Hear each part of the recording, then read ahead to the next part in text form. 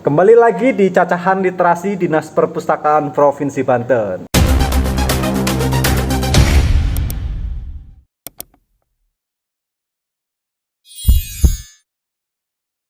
Sebelum saya mulai dengan siapa saya akan bicara, saya punya pepatah yang mengatakan bahwa konon ketika orang banyak baca makin bijaksana. Tapi ketika orang yang banyak baca dan mau menulis, maka dia akan menumpahkan segala kreativitas dan imajinasi yang dia baca dari buku-bukunya. Oke, sudah ada teman saya hadir di sini, Mas Nidu Paras Erlang. Namanya keren banget loh bro. Ya dong. Nidu Paras Erlang gitu kan. Coba R-nya dihilang jadi elang gitu kan. Wah, jangan. Kan kayak macan mau nerkam. Oke bro, apa kabar bro? Baik. Baik ini lama banget kita sebenarnya ya nggak ketemu. Gara-gara pandemi. Gara-gara pandemi kan belakangan aja kita baru sering ketemu. Itu pun setelah teman-teman Laboratorium Banten Girang punya acara apa itu? Apa? Itu diskusi Ya, yang pakai diskusi Zoom itu ya. di perpustakaan. Tapi asik sih itu karena Asik ya. banyak pengetahuan baru yang saya dapat, apalagi ketika ngomongnya konten-konten yang berbau kearifan lokal kan. Nah, itu diskusi mingguan lah dengan teman-teman. Terus masih jalan tuh bro? Masih jalan. Tadi barusan kita habis diskusi, udah sampai seri keempat. Minggu depan masih akan berlanjut yang kelima. Oke. Sampai akhir tahun ini kita jadwalkan ada terus setiap minggu lah itu, setiap hari Senin. Oke.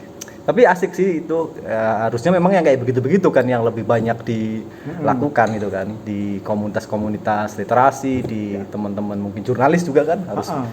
Kalau nggak banyak baca nanti kurang gaul gitu ya. Harusnya kan begitu, bukan banyak mall yang banyak gaul. Oke bro, karena lo juga seorang penulis, bahkan pernah menyabut beberapa gelar kan.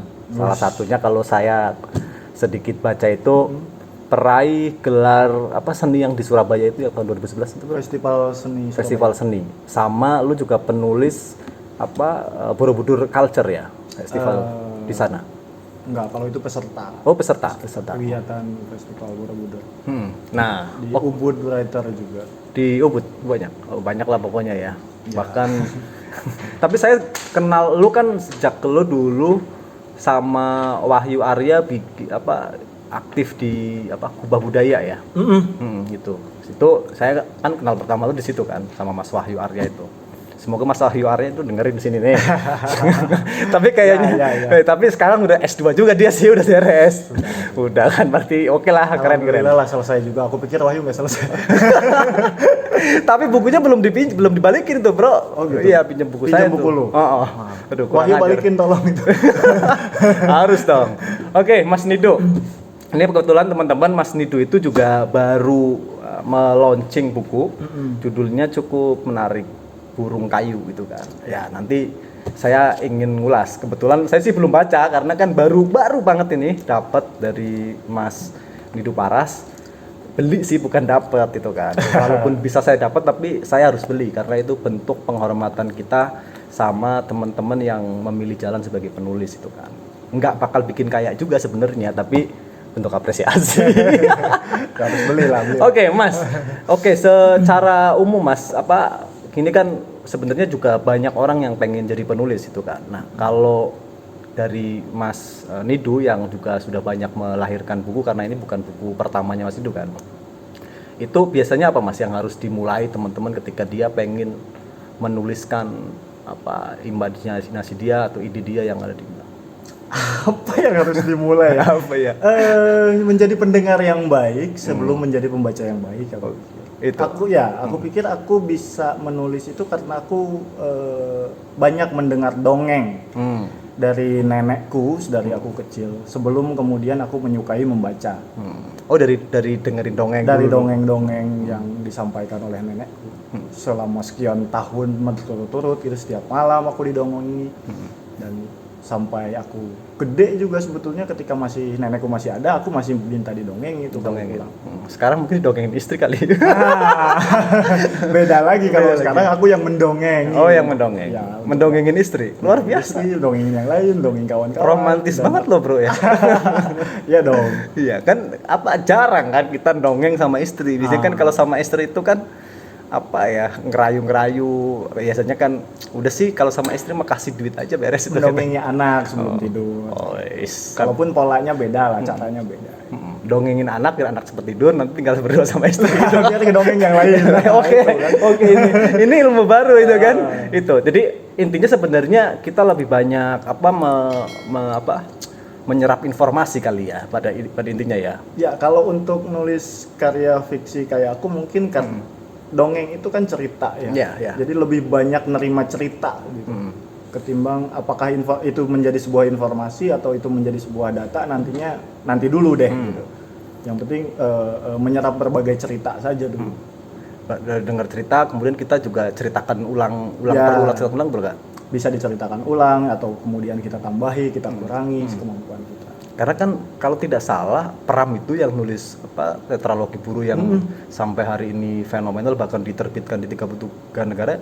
Mulanya kan dia ceritakan berulang-ulang kan sesama tahanan politik. Betul. Itu mungkin karena keterbatasan untuk menulisnya pada saat itu. Tapi untuk mengikat cerita yang sudah dia miliki dalam kepalanya ya dia diceritakan berulang-ulang. Dan ceritanya tetap ada tuh di kepalanya dia. Tapi mau tidak mau harus biar ikatannya lebih nih. Udah kayak ini. Saya jadi ingat Imam Syafi'i ya yang bilang. Kalau dia bilang membaca itu seperti kita berburu hewan atau berburu binatang buruan tuh kan. Nah, menulis itu ya mengikat hasil dari buruan kita. Katanya seperti Imam Syafi'i. Oke, Bro. Ini yang menarik itu kan lo pernah cerita waktu itu kan bahwa buku ini lahir dari riset lo di Mentawai tentang tradisi lisan masyarakat di sana itu kan. Kebetulan juga magister lo kan juga tradisi lisan ya. Nah, tapi padahal buku ini kan lo bilang juga sebagai kritik sosial, kemudian kritik budaya terhadap beberapa fenomena terjadi di sana, tapi judulnya justru Burung Kayu itu kan. Kenapa, Bro, lebih memilih judul itu? Ada kaitannya dengan salah satu mungkin bisa dikatakan ikon yang ada di Mentawai. Mereka punya burung-burungan yang dibikin oleh masyarakat dulu. Itu untuk dipersembahkan kepada Sabulungan, kepada roh leluhur mereka. Nama Mentawainya Umat Simagere. Umat Simagere itu nama istilah Mentawainya, istilah lokalnya. Itu bentuknya bentuk burung, burung enggang, burung manyang dan sebagainya, berbagai jenis burung yang memang ada di sana. Nah, itu dianggap untuk menyenangkan roh-roh leluhur mereka. Jadi mereka membuat itu untuk mainan bagi roh-roh leluhur. Oh, berarti mereka dipotong itu berarti burungnya tuh atau cuma mereka bikin dari kayu. Dari kayu. Dari kayu. Dari kayu mereka bikin kepalanya, bikin sayapnya. Mereka pasak sedemikian rupa dan di beberapa kesempatan setelah membangun rumah misalnya, membangun rumah besar, si burung itu akan mereka letakkan di depan rumah. Oh, itu. Ya. Kalau di sini mungkin ada, kalau di Banten ada nggak ya yang tradisi-tradisi begitu? Enggak, karena ini lebih pada bagaimana mereka memberikan kesenangan kepada roh-roh leluhur mereka. Karena jiwa manusia kita butuh mainan, nah begitu juga halnya dengan roh-roh leluhur kita. Apa biasanya, Bu, mereka sampai bikin begitu? Kenapa harus menyenangkan leluhur itu? Karena ada aspek apa biasanya? Kalau kaitannya dengan kosmologi mereka secara utuh. Karena mereka percaya bahwa semua benda, semua gejala yang ada di semestanya mereka itu semuanya memiliki roh dan semuanya memiliki jiwa. Nah, daun-daun itu memiliki roh, memiliki jiwa, pohon juga sama. Begitu juga leluhur mereka. Nah, leluhur mereka itu yang juga menjagai hutan mereka, menjagai beberapa tempat tinggal mereka. Ada roh-roh yang menguasai sungai, lautan, langit, bumi dan sebagainya. Terus konteks judul itu terhadap isi ceritanya, Bro? Karena saya kan belum baca nih, jadi agak repot kan. Ini repotnya itu kan. Karena pesannya sudah lama tapi baru datang tadi, makanya langsung podcast. Nah, apa Bro konteksnya, Bro? Secara langsung sih tidak ada, hanya aku melihat bagaimana kemudian burung kayu yang di masa lalu ini adalah sesuatu yang dibuat secara sakral, dipersembahkan kepada roh leluhur juga secara sakral. hari ini itu hanya menjadi sesuatu yang artifisial saja, sesuatu yang menjadi dekorasi panggung untuk kegiatan festival misalnya, sesuatu yang dibuat sederhana biasa saja tanpa ya jadi profan semacam itu. Jadi lo pengen mengambil satu simbol yang paling melekat di masyarakat Mentawai itu, yang itu mau lo jadiin judul itu. Iya. Sehingga orang bertanya itu kan, kenapa harus burung Kenapa kayu? harus burung kayu? Tidak burung kenari saja seperti lagunya Evita Mala itu. Ya, Burung betul. nuri itu kan. Betul. Kan Karena ya di beberapa daerah aku tidak menemukan burung seperti ini, gitu, burung kayu semacam. Tapi kalau untuk misalnya apa ya? Kalau daun-daunan misalnya dijadikan tolak bala di daerah Sunda punya gitu. Di Mentawai ada daun-daunan lalu jadi apa namanya bakat katsaila bagi mereka, disimpan di tiang utama rumah mereka gitu. Di Sunda kita punya babai misalnya kalau di Banten Selatan. Dan itu daun-daunnya mirip tuh. Nah, itu kan biasa aja lah gitu lah. Artinya bisa nilainya mungkin bisa sama tuh. Tapi kalau pesan yang ingin disampaikan dari buku ini sendiri apa bro, yang ingin lo lebih sorot itu, dan kenapa lo sampai bikin novel ini itu kan? Karena kan lo kesana kan awalnya riset kan, riset ilmiah kan sebenarnya. Perangkatnya, metodologinya yang aku pakai perangkat ilmiah, karena kebetulan aku sedang kuliah. ini yang menarik gitu ya. Berarti kan lo minum susu, menyelam sambil minum susu. Iya. Menyelam sambil minum teh manis boleh lah. Gitu. Ini hebatnya orang imajinatif, hebatnya orang kreatif itu ya. Itu. Nah, apa bro sebentar bro?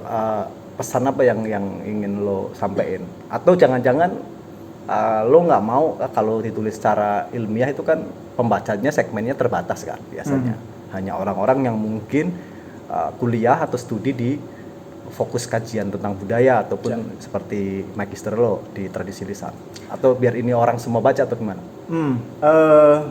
Aku tertarik pada Mentawai itu paling tidak sejak 2004. Dari semenjak itu aku kemudian mengumpulkan berbagai referensi, buku-buku, jurnal-jurnal dan berbagai macam terkait Mentawai.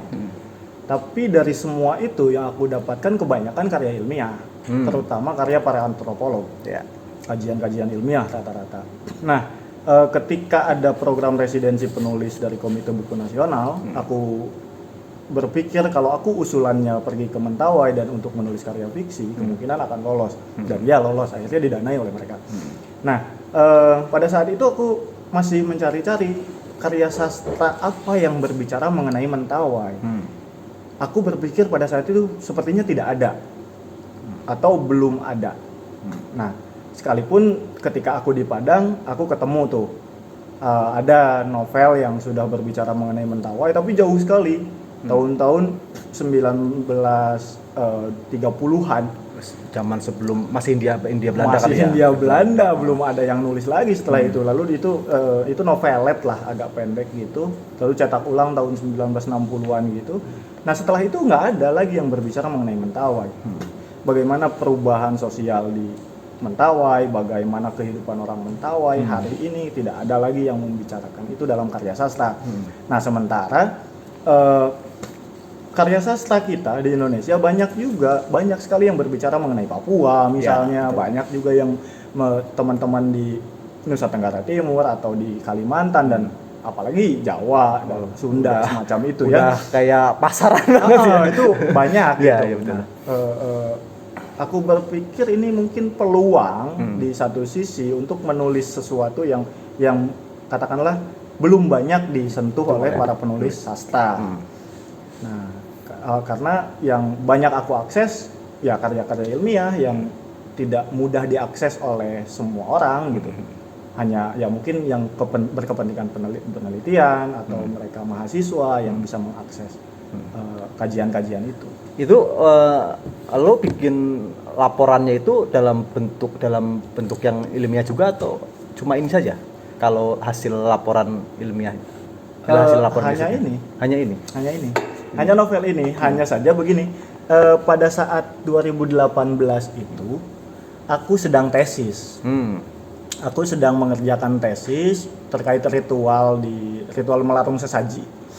Nah, perangkat yang aku gunakan di tesis itu, metodologinya dan sebagainya, itu kemudian yang aku manfaatkan untuk aku pergi ke Mentawai. Biar memudahkanku bagaimana aku berinteraksi dengan masyarakat Mentawai, bagaimana aku menggali data, bagaimana aku melakukan wawancara, itu saja sih. Metodenya saja yang aku pakai gitu. Lokasi tempat dulu tesis juga di situ atau beda? Enggak, tesisku di Tangerang. Di Tangerang. Tapi lo pakai untuk ke Mentawai. Ini gimana? Bukan kayaknya jauh banget ini. Enggak. Jadi gini, riset desainnya yang aku gunakan sama.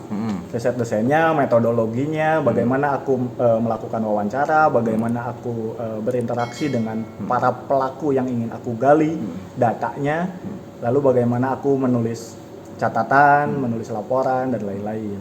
Hanya metodenya saja yang aku pakai. Ketika di lapangan beda tempat ya beda interaksi, dan itu kan menyesuaikan terus-menerus saja tuh. Bro, secara kerumitan itu lebih rumit nulis fiksi ilmiah atau mending nulis ilmiah? Secara kerumitan menurut Mas Nido sendiri? Dua-duanya punya tantangan tersendiri sih. Menulis karya ilmiah kita mesti menerima data-data itu ya untuk diabstraksi sedemikian rupa. Menulis karya fiksi, aku mesti mengolah data yang memang real, atau itu berangkat dari dongeng misalnya, untuk kemudian dibaurkan, dicampurkan sedemikian rupa dengan imajinasi, dengan apa yang aku kehendaki, atau aku menampilkan tokoh-tokoh seperti apa, karena tidak bisa data itu ditampilkan secara mentah gitu. Pengolahannya saja yang agak berbeda. Iya, karena biasanya para penulis novel yang bergenre ilmiah atau biasanya sejarah dan sebagainya, atau yang datanya cukup banyak, itu kan biasanya dia terjebak dengan kekayaan datanya, sehingga akhirnya karyanya jadi novel kering. Bukan itu saya nggak mau ngomong kering ya, tapi kadang-kadang ini novel tapi kok kayak tulisan ilmiah. Nah, apa bro yang lo bisa siasati itu gitu kan, sehingga bacaannya tetap jadi lebih mengalir, atau istilahnya enak dibaca lah gitu. Bahasa barangkali. Bagaimana si penulis kemudian membahasakan data yang dia punya.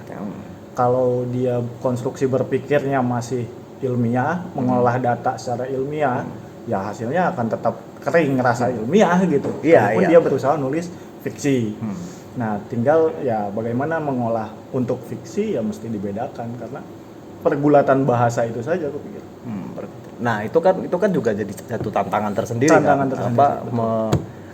Mengalih bahasakan barangkali ya, mengalihkan bahasa yang berat-berat jadi bahasa yang bisa diterima secara umum itu.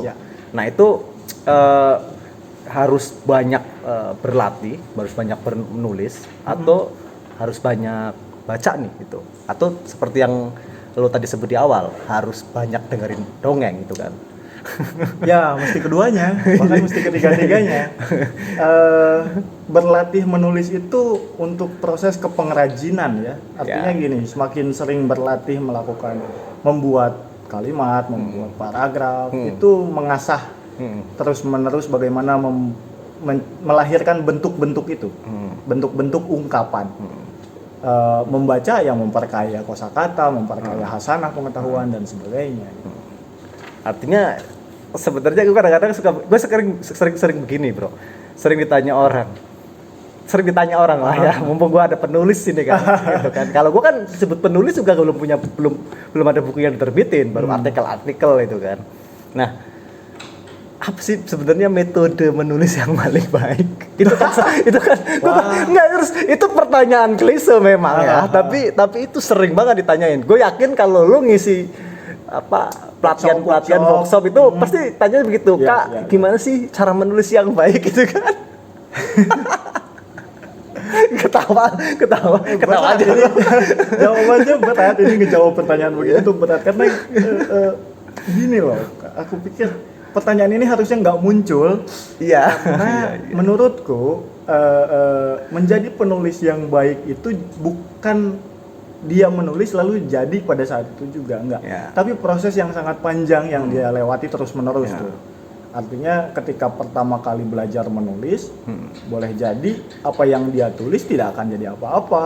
Tapi kalau dia berlatih terus-menerus, membaca terus-menerus, menulis terus-menerus, yang itu tidak akan jadi apa-apa. Tapi selama 5 tahun itu dilakukan secara kontinu misalnya, nah mungkin karya yang tahun kelima itulah yang bisa berharga.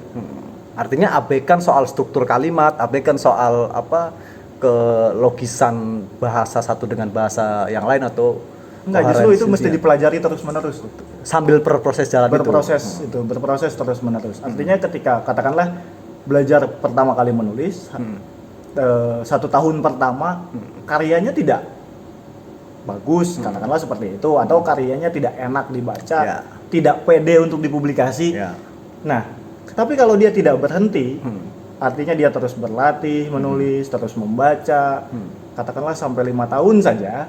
Nah, boleh jadi karya dia di tahun kelima itulah yang berharga, itulah yang keren gitu. Tapi Nah, kan- karya dia 4 tahun ke belakang nggak usah dianggap. Iya, Itu hanya sebagai proses saja. Proses perjalanan. Dan itu yang kadang-kadang orang tidak mau Tidak bersabar, tahan, ya, kan? dia Tidak tahan. Iya, biasanya kan orang pengen nulis, pengen langsung terkenal. Nah, itu repot. Itu yang agak sulit. Iya, karena apa ya? Ini buku yang saya tulis aja itu 5 tahun loh saya Ya, kumpulin betul. 5 tahun ya.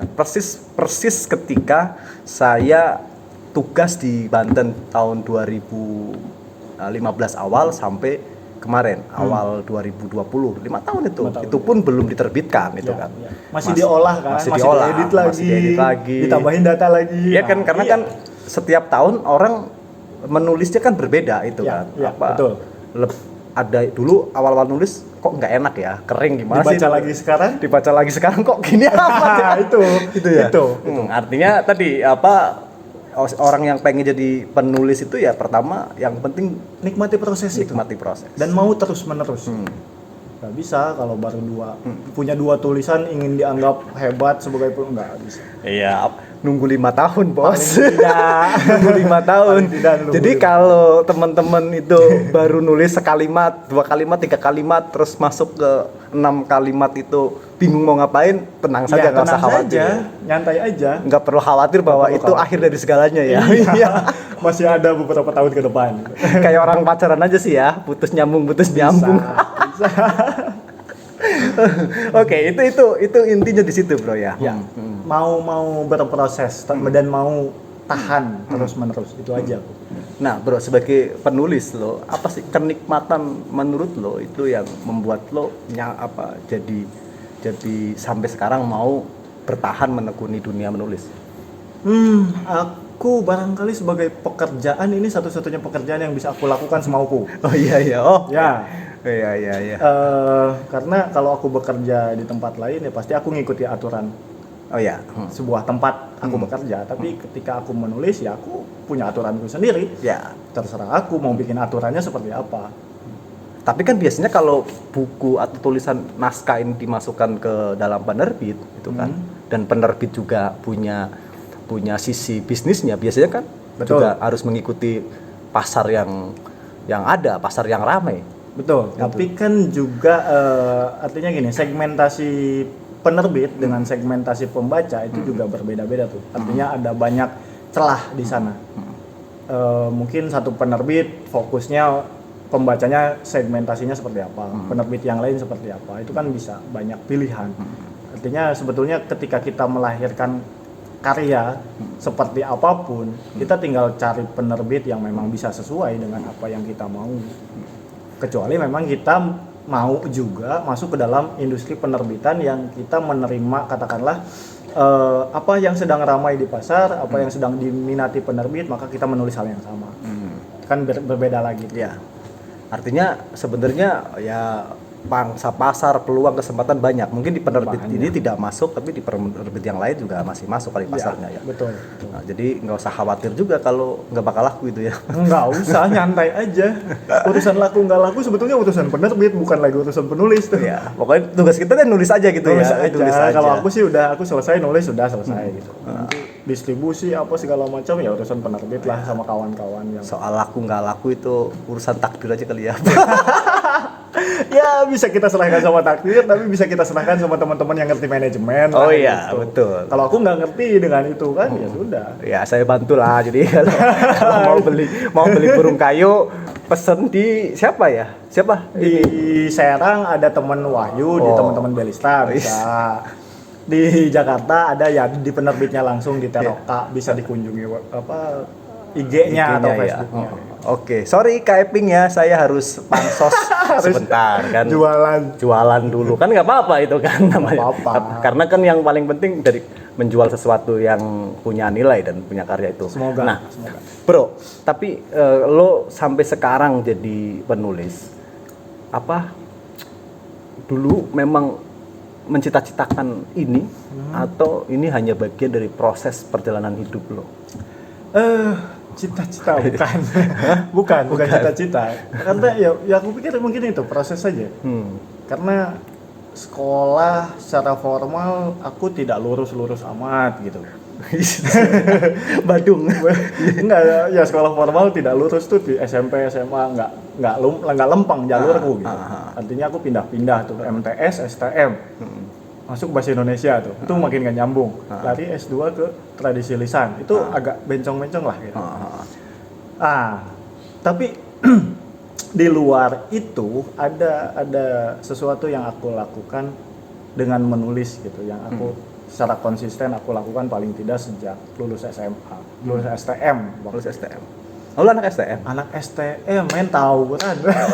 Enggak, emang pernah ikut tawuran juga lu? Enggak, aku anak baik. Oh iya. Kayaknya lo memang lo belum afdol jadi anak STM. Anak STM kan harus pernah megang bro. Megang gear gitu. Aku enggak, karena enggak, itu ya, lah. enggak. Aku tidak bisa ikut-ikutan semacam itu. Jadi ya aku beda sendiri akhirnya. Oh iya. Makanya enggak lanjut jadi anak teknik lagi tuh ketika kuliah. Jangan-jangan lo nggak punya teman lagi sih? Ya punya. Satu dua orang lah. Oke, ngeri. Oke, sekarang bro, next apa yang mau lo lakuin? Aku sementara ini masih riset, masih menggeluti tradisi lisan, masih menggali-gali hasanah pengetahuan tradisional. Mungkin belakangan ngajar gitu aja lah sambil berbagi dengan teman-teman. Lu sekarang lagi memfokuskan diri ya sama tradisi kecil lisan. Termasuk ada rencana melakukan tradisi lisan di sekitar Banten? Iya, kalaupun sebetulnya di Banten sudah banyak ya, sudah banyak yang berupaya menggali itu. Sekalipun beberapa jurnal misalnya yang aku baca masih tidak membuatku cukup puas dengan temuan mereka atau paparan mereka. Artinya masih bisa digali lebih jauh, lebih dalam lagi. Ya sangat tergantung sama siapa yang nanti mendanai aku barangkali. Risetnya, rencana riset itu siapa yang mendanai. Nanti saya usulin ke dinas perpustakaan. Boleh juga. Enggak, karena buku soal Banten banyak. Tapi yang karya fiksi ilmiah kayaknya yang masih nggak tahu, atau saya yang masih kuper, saya nggak tahu ya. Banyak juga ya. Karya-karya fiksi yang settingnya di Banten banyak. Settingnya di Banten. Sekalipun ya mungkin kalau pembacaanku sampai hari ini masih sekedar setting kan, belum sampai ke pendalaman bagaimana konten materi itu kan. Banten itu digali sedemikian. Kan kalau ini kan lu memang benar-benar melakukan riset mendalam tentang tradisi sana, mungkin barangkali juga konflik kebudayaannya antara masyarakat dengan pemerintah dan sebagainya itu. Karena setahu yang pernah lu ceritakan itu kan di sana ada konflik eksploitasi budaya, tapi kemudian masyarakat tersingkir dari tanah kelahirannya. Tapi saya tidak akan cerita itu karena kalau saya cerita di sini nanti orang nggak mau beli dan nggak mau baca.